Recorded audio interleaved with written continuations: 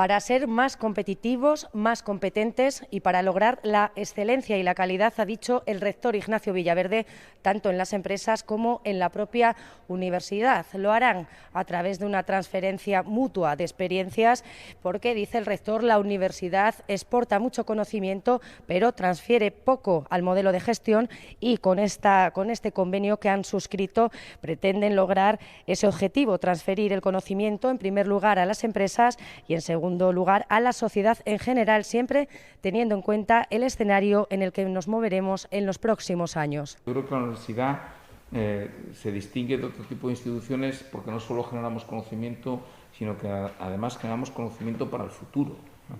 Es decir, estamos en condiciones de poder plantearle, en este caso a las empresas, al tejido económico asturiano, los escenarios en los que nos podremos mover dentro de unos años. Aportaros información de lo que está ocurriendo en las empresas, que vosotros hagáis esos estudios. Hablabas del de Industria 4.0, de servitilización y todos esos ámbitos tan de futuro, ¿no?